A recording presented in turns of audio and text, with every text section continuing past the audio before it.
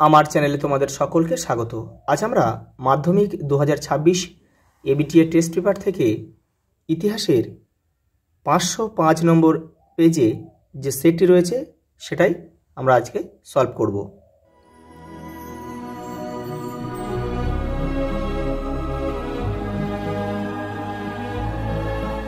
দেখো বিভাগ ক সঠিক উত্তরটি বেছে নিয়ে লেখো। এটা কিন্তু 18 নম্বর সেট। প্রথম প্রশ্ন, মেজর ধ্যানচাঁদ ছিলেন হকি খেলোয়াড়। পরেরটা দেখো, অমৃতবাজার পত্রিকা প্রকাশিত হয় 1868 খ্রিস্টাব্দে। নীল বিদ্রোহের অন্তর্গত ছিল না যে স্থান, দেখো ছিল না, এটা তোমরা কিন্তু ভালো করে লক্ষ্য করবে, ছিল না যে স্থান সেটা হচ্ছে কোচবিহার, আর বাদবাকি কলকাতা, মানভূম এবং নদিয়া কিন্তু নীল বিদ্রোহের স্থান ছিল। চারটা দেখো, 1858 সালের মহাবিদ্রোহকে সামন্ততান্ত্রিক অভ্যুত্থান বলেছিলেন কে? রমেশচন্দ্র মজুমদার। অপশান গ আমাদের উত্তর। পরেরটা দেখো, পাঁচেরটা, চন্দননগর কাদের অধিকারে ছিল? ফ্রান্সের। পরেরটা দেখো, জমিদারি প্রথা বিলোপের দাবি করেছিল কংগ্রেস সমাজতান্ত্রিক দল। সোশ্যালিস্ট পত্রিকার সম্পাদক ছিল এস এ ডাঙ্গে। শান্তিপুরী কাপড়ের গুণগত মানের প্রচার করা হয় বঙ্গভঙ্গ বিরোধী আন্দোলনে। পরেরটা দেখো, নয়েরটা, নাট্যশাস্ত্রের রচয়িতা ভরত, এটাই উত্তর আমাদের। দশেরটা দেখো, ঊনবিংশ শতাব্দীতে জোরালোভাবে বার্ধক্য বিবাহের বিরোধিতা করেছিল কোন পত্রিকা? বামাবোধিনী পত্রিকা, প্রকাশ 1863। পরেরটা দেখো, 11 দাগে, পাবনা কৃষক বিদ্রোহকে সমর্থন করেছিলেন, উত্তর হবে আমাদের ঈশ্বরচন্দ্র বিদ্যাসাগর। পরেরটা দেখো, প্রচলিত ব্যবস্থার তাৎক্ষণিক ও আমূল পরিবর্তন হলো বিপ্লব। পরেরটা দেখো, মহাবিদ্রোহের সময় ভারতের বড়লাট ছিলেন কে? লর্ড ক্যানিং। আমরা সকলেই জন্ম হতেই মায়ের জন্য বলি প্রদত্ত, কার উক্তি? স্বামী বিবেকানন্দ। পরেরটা দেখো, চন্দ্রোদয় যন্ত্র, গুপ্তযন্ত্র, সুদর্শন চক্র এগুলি হলো মুদ্রণ যন্ত্র। 16টা দেখো, মোপলা বিদ্রোহ সংগঠিত হয়েছিল কেরলের মালাবার উপকূলে। সঞ্জীবনী পত্রিকার সম্পাদক ছিল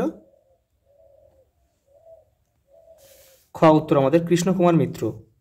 পরেরটা দেখো, সরলা দেবী চৌধুরানী প্রচলন করেছিল বীরাষ্টমী ব্রত। দেশবন্ধু নামে কে পরিচিত? চিত্তরঞ্জন দাস।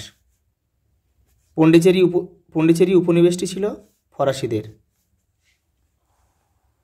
পরেরটা দেখো, বিভাগ ক্ষয়ে 5টা উপবিভাগ রয়েছে, প্রত্যেকটা উপবিভাগে 4টি করে প্রশ্ন রয়েছে, মোট 20টি। প্রত্যেকটা উপবিভাগ থেকে তোমাদের কমপক্ষে একটা করে করতে হবে এবং মোট 16টি প্রশ্ন কিন্তু উত্তর দিতে হবে। দেখো প্রথম প্রশ্ন দেখো কি বলেছে, শম্ভুমিত্র সংস্কৃতি চর্চার ইতিহাসের কোন ধারার সঙ্গে যুক্ত ছিল? এটা হবে নাট্যশাস্ত্র।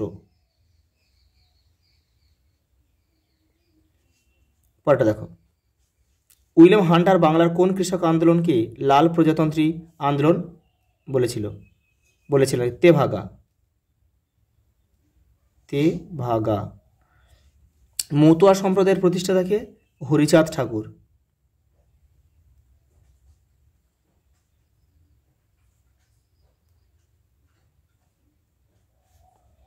পরেরটা দেখো, বঙ্গমাতা চিত্রের শিল্পী কে ছিলেন? অবনীন্দ্রনাথ ঠাকুর। অবনীন্দ্রনাথ ঠাকুর।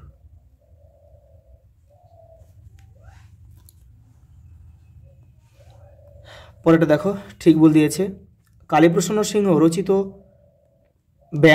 বাংলা ব্যঙ্গাত্মক সংকলন গ্রন্থটি 19বিংশ শতাব্দীর বাংলার সমাজ জীবনের জীবন্ত দলিল। এটা কিন্তু ঠিক। পরেরটা দেখো, কেশবচন্দ্র সেন বিশ্বভারতী বিশ্ববিদ্যালয় প্রতিষ্ঠা করেছিল। এটা কিন্তু ভুল, এটা হবে রবীন্দ্রনাথ ঠাকুর।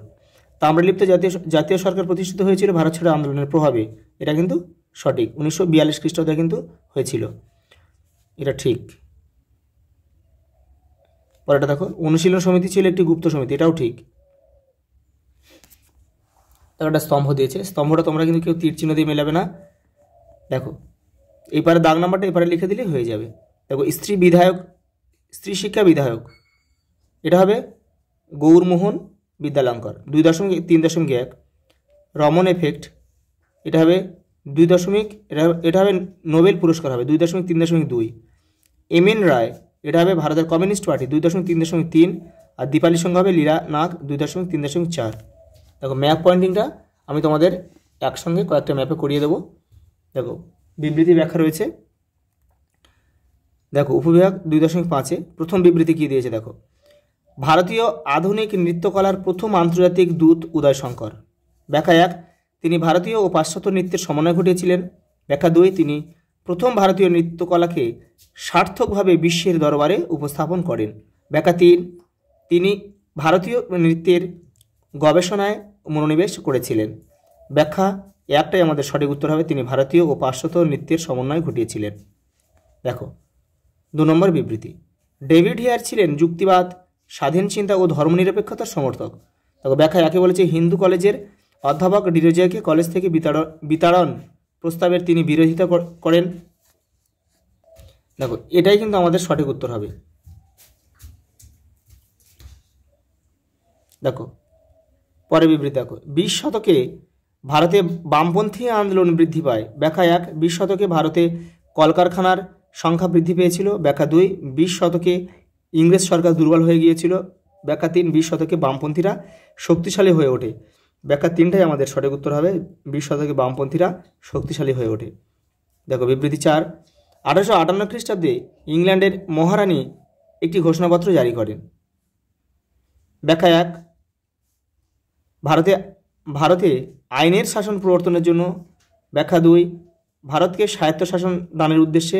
ব্যাখ্যা 3, কোম্পানির হাত থেকে ব্রিটিশ রাজের হাতে ভারত শাসনের ক্ষমতা সরিয়ে নেওয়ার জন্য। ব্যাখ্যা 3টাই আমাদের সঠিক উত্তর, কোম্পানির হাত থেকে ব্রিটিশ রাজের হাতে ভারত শাসনের ক্ষমতা সরিয়ে নেওয়ার জন্য।